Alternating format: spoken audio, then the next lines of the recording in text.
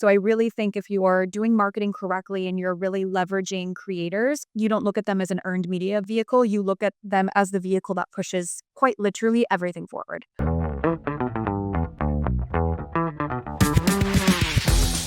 Hey Ashton, welcome to the show. How are you? Thank you. I'm good. How are you? So good. It's so good. We are like in a busy Q4 for influencer marketing. We all know, right? The brands want to, right, activate every campaign possible last minute. So it's I have a story. I had a brand call me, gosh, what is today? November 8th. I had a brand call me on October 31st on Halloween and said, "We really want to up the ante in October. Can you call Taylor Swift?"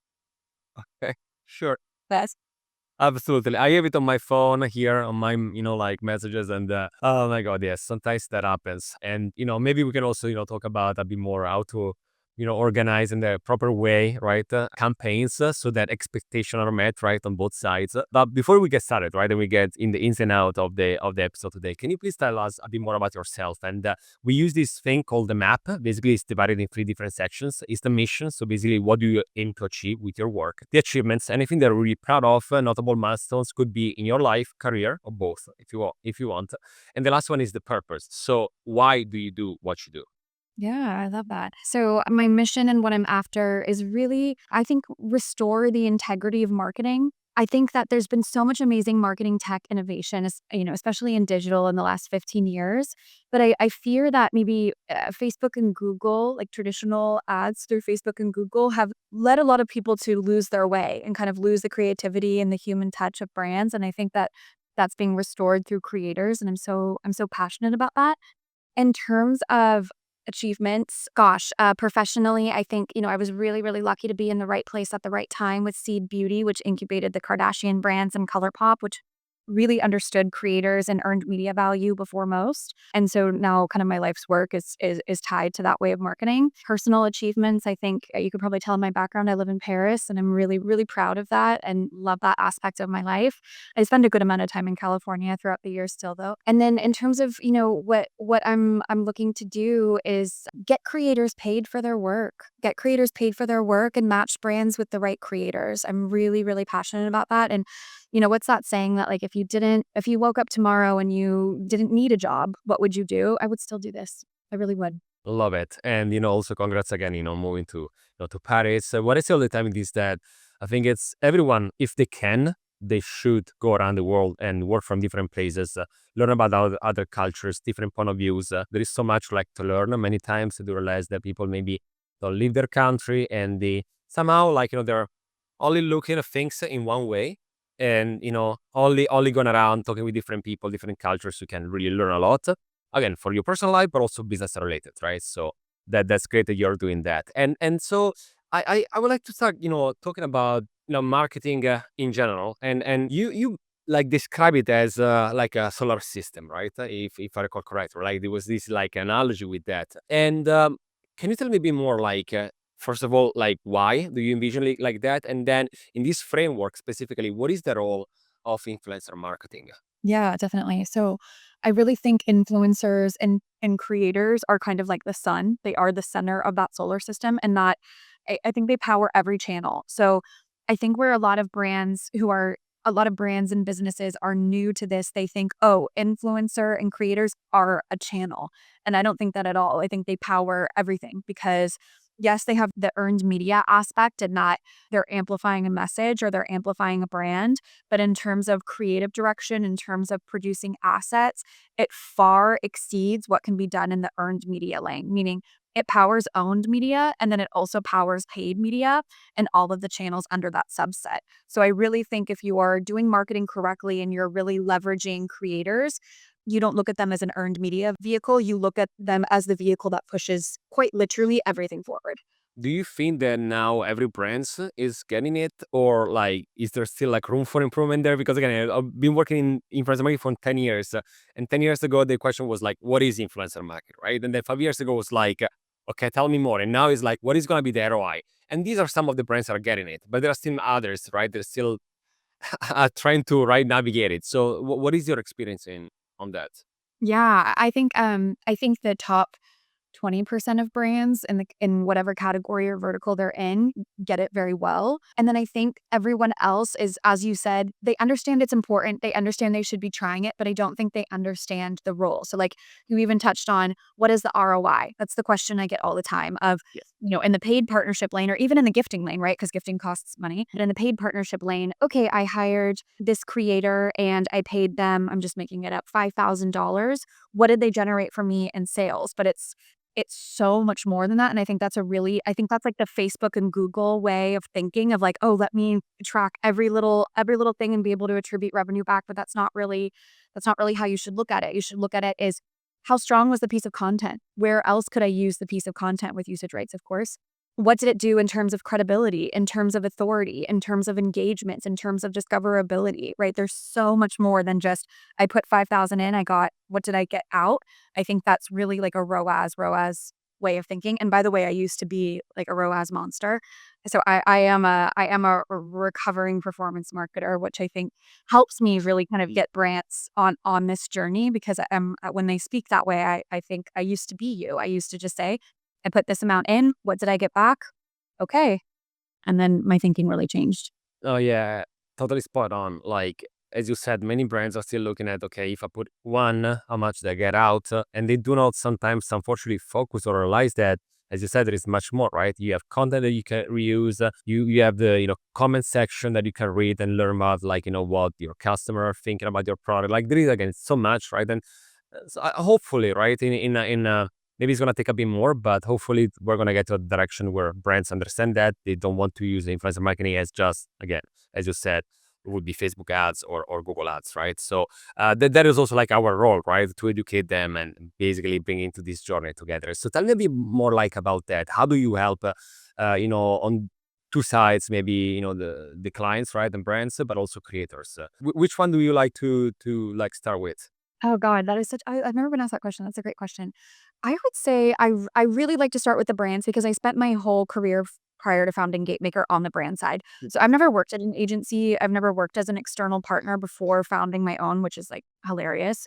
But where I'm going with that is I really deeply understand the brands. I understand the seat that they're sitting in. I understand the goals that they have, the things that stress them out, the things that excite them. So I really love working with marketing teams and I really love working with founders. Like I love founders. I love entrepreneurs and kind of talking them through that and learning what makes their business unique because every business is so unique and has such unique challenges and such unique advantages. So I love really studying that with the team and the founders and then thinking about how this channel can help them because the way you run influencer, it's not like running a Facebook ad. I mean, you can run Facebook ads in so many different ways, I guess, but an influencer, there are so many ways to do it, right? Are you super exclusive and super prestige and you don't pay people? Are you more, we're for everybody and we want to gift and seed to anyone that wants to try us? There's so many things in between. So yeah, I love starting with the brands, but I love working with creators and influencers too. I love it. And I love coaching them to think about what the brand wants. Think about like play the long game. Think about this as a long-term relationship, not a transaction. That might have been more than you asked for. On the coaching, like what are the things that come up the most? Like have you noticed either some sort of patterns or mistakes that have been made, or again those things that some creators maybe don't even think about it? Because I'm asking that because in other episodes we discussed about that many content creators and influencers are great at doing their job in terms of creating content, influence the others, but there are like so many other things that they might not be looking even at, and they need the guidance. So again, is there something that you are finding out in the past years coming up more than others? Yeah, on the creator side, I see a ton of wins and I try to use those wins to coach other creators and then I do see mistakes. So a mistake I see a lot is if we are reaching out on behalf of a brand for gifting and seeding, saying, "Hey, I love your content. I really think based on what you've posted, you would resonate with this brand and this product. We'd love to send it to you, no strings attached." A lot of time what I get back is not a lot of time, but some of the time what I'll get back is, "Thank you so much. This brand looks super interesting. I agree that I align with it, but I only do paid deals." And I kind of think to myself, that's really short-sighted. I'm not saying that if you don't connect with it, certainly decline. But if you do connect with it, but you're saying the only way I'm ever going to post about this or engage is if they're paying me, I think, man, play the long game because if this is interesting to you, you should try the product and your audience is counting on you to always recommend new product, review product, kind of be the guinea pig on their behalf. So maybe give it a shot. And if it doesn't work or doesn't speak to you, amazing. I don't think you should do work for free. But I would say when I see that, I always think, ooh, that's really short-sighted. And I feel like someone's coaching them to be really transactional. Another mistake I'll see is, and like with, I see it more with agents and managers than the creators themselves, where they'll coach creators to say, okay, XYZ brand is paying you for a paid partnership and this is the scope and this is the price. Do not do a single thing more than what you're contracted to do.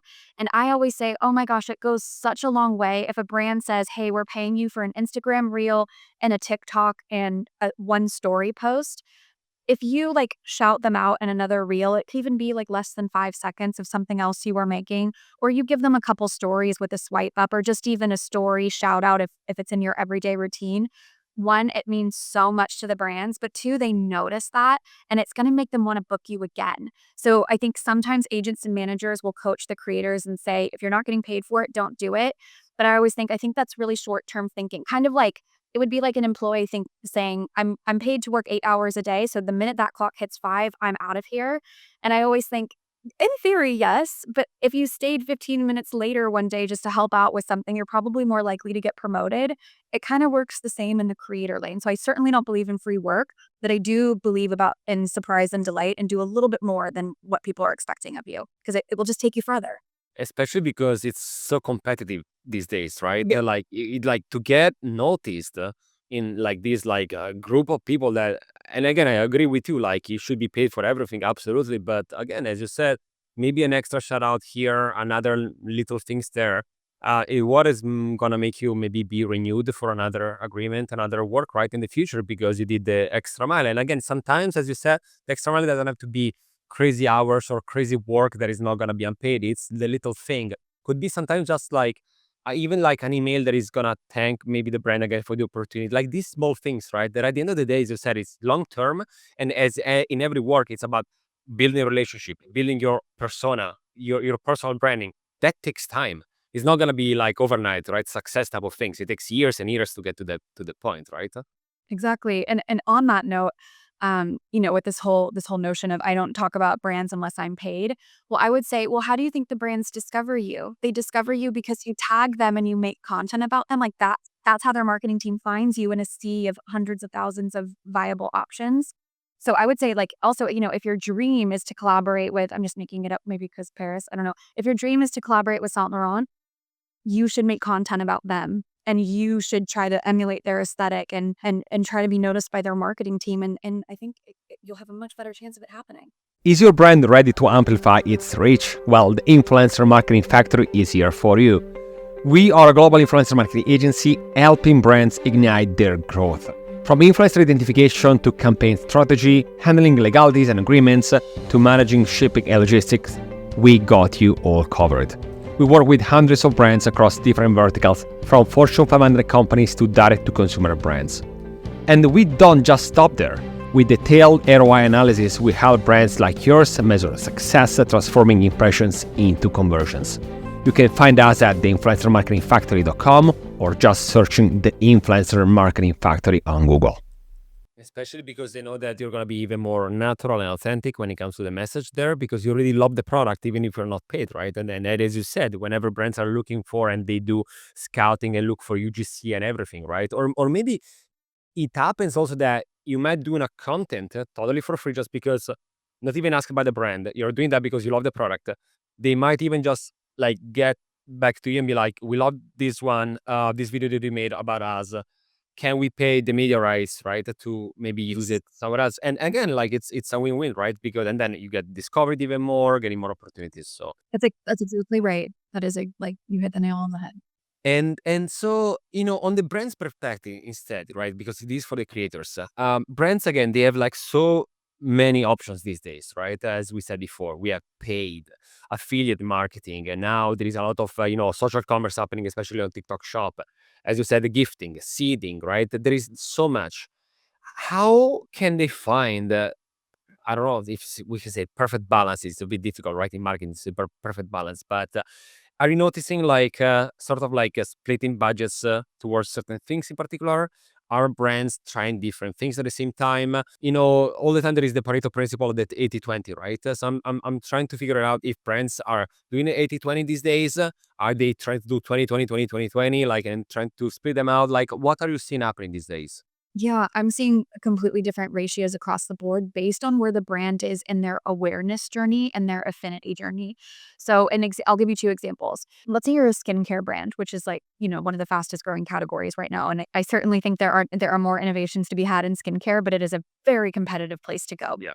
If you are a new skincare brand, I don't know that I would start with affiliate and more bottom funnel conversion driven activations with creators. I think you're in a place where you need to get the word out. You need that credibility, you need that authority, you just need that buzz. And then from there, once your awareness is going up, and there are so many ways to determine that without spending an arm and a leg on a brand lift study, because I totally do not believe in those. That might be a price to take. So I would focus more on kind of that earned media value, building that community. Another example would be, let's say you're a brand that has a ton of brand awareness, but maybe you've just had a class action lawsuit or a big scandal, and you need to really pivot how you're perceived. I think I would focus on more kind of that top of funnel awareness. But let's say you're a brand like Rhode or Rare Beauty. Those brands have so much awareness, such strong affinity, such hype, that I think there's now a time where you can bring in partners that are really going to drive the bottom funnel conversion, and will be so excited to be a part of that and be offered something like that, because it's going to be very lucrative for them too. Yeah, but to answer your question, different split completely across the board. It really, really depends on the brand. And have you noticed any case studies, campaigns that you liked a lot, and why? In my own work with brands or just in general, both? I would like both. Yes. Okay, so in general, I would say, gosh, yeah, I think I really, really enjoy watching BK Beauty. They just crush it on TikTok Shop. I think they deeply, deeply understood. Well, one, they're founded by a creator, so I love that. And what an advantage! I deeply understand the journey, but I think they've done an incredible job migrating their community over to TikTok Shop and really understanding how to monetize that.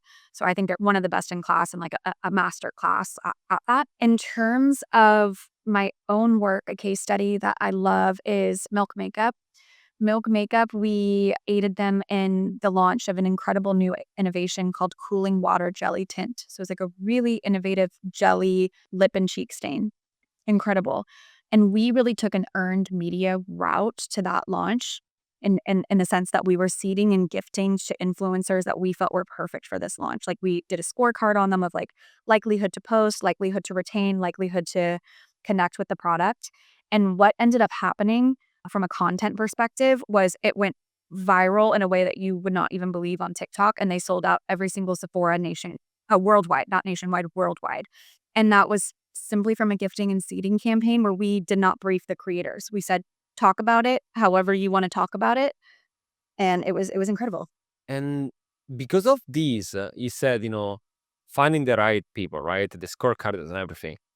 Can we dig in a bit more about how crucial it is to find the right influencers? Because, too many times I see brands that they are missing maybe piece of like insights in terms of either the demographics or historical data, right? And they only look at a few metrics that have been, in my opinion, like very outdated, that they only tell you part of the story, right? And if you pull like the same numbers, one next to the other, they could be the same numbers, totally different stories, right? Totally different influencers and everything, right? So can you tell me a bit more, like, because it's so crucial, how would be the best way to reapproach finding the right people? Because after that part is done, I don't want to say that everything else is easy, but at least it helps drastically. Oh God, I'm so glad you touched on that. And that's exactly right. I think that a lot of brands, like honestly, in my work, probably 85% of brands are still looking at those outdated metrics, which is what's their following, what's their engagement rate. And that is not gonna certainly you should look at those. I'm not saying Yeah. to turn a blind eye into it, but that is just the tip of the iceberg. And I really look at like a community holistically. And what do I mean by that? I mean that when you look at a community of creators that are creating content and on your behalf and advocating your messages on your behalf, they all need to play their part. So a lot of times we'll submit creators to be gifting and seeding recipients, or maybe even paid partners. And the brand will come back and say, absolutely not, their engagement rate is too low. And I say, well, let's zoom out on that for a second, because this person's engagement rate is lower than maybe what you would like to see because their post frequency is so high. They are posting 6 times a day. They can't possibly maintain a huge engagement rate when the post frequency is really high.